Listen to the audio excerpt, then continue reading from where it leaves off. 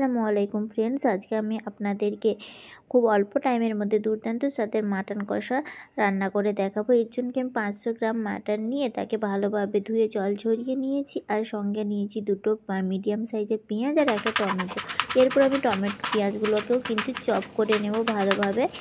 আর আমি সঙ্গে যে টমেটোটা ছিল, টমেটোটাকেও আমি ছোটো ছোটো করে চপ করে এখানে কেটে নেব। আপনারা যে কোনো শেপেই কিন্তু কাটতে পারেন।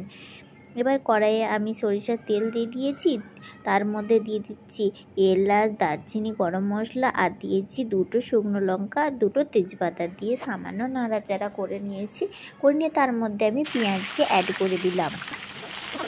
এবারে পেঁয়াজটাকে আমি কিন্তু ভালোভাবে একটু নাড়াচাড়া করে দেবো। সঙ্গে আমি সামান্য লবণ দিয়ে দিচ্ছি, যাতে পেঁয়াজটা তাড়াতাড়ি সফট আর লাল হয়ে যায়।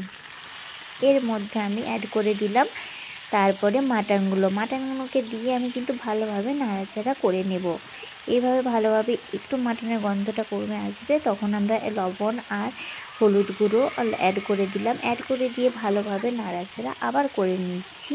দেখুন আমরা সুন্দরভাবে মাটনটাকে কিন্তু গন্ধটাকে মারার চেষ্টা করছি। সামান্য আমি ঢাকাও দিয়ে দিলাম। তারপরে ঢাকনা খুলে আমি লঙ্কার গুঁড়ো অ্যাড করে দিলাম। লঙ্কার গুঁড়ো অ্যাড করে দেওয়ার পরে আমরা তাতে আবার এখানে কাশ্মীরি লঙ্কার গুঁড়ো অ্যাড করে দিলাম একটু কালারটা ভালো আসার জন্য।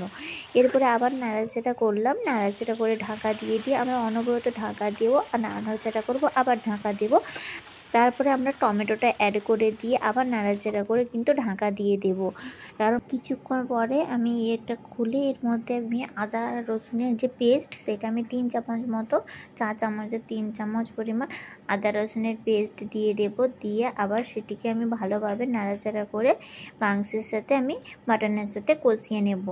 এইভাবে আদা রসুনের পেস্টটা দিয়ে ভালোভাবে একটু কষিয়ে নিতে হবে নাড়াচাড়া করে করে। কারণ আদা রসুনের পেস্টটা দেওয়ার পরে কিন্তু নিচে লেগে যাওয়ার সম্ভাবনা থাকে, তাই একটু ভালোভাবে কষিয়ে নিতে হবে।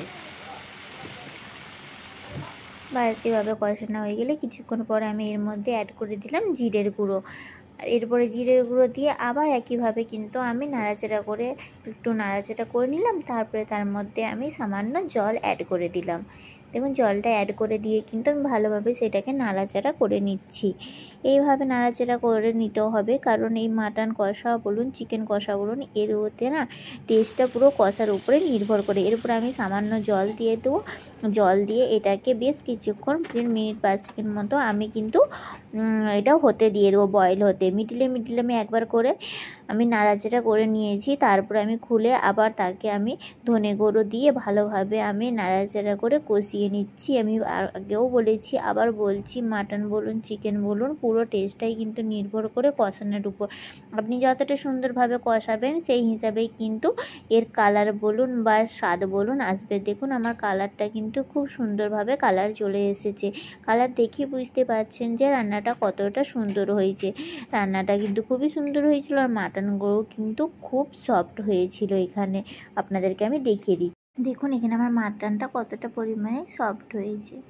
ভালো লাগলে অবশ্যই লাইক, কমেন্ট আর সাবস্ক্রাইব করে দেখবেন।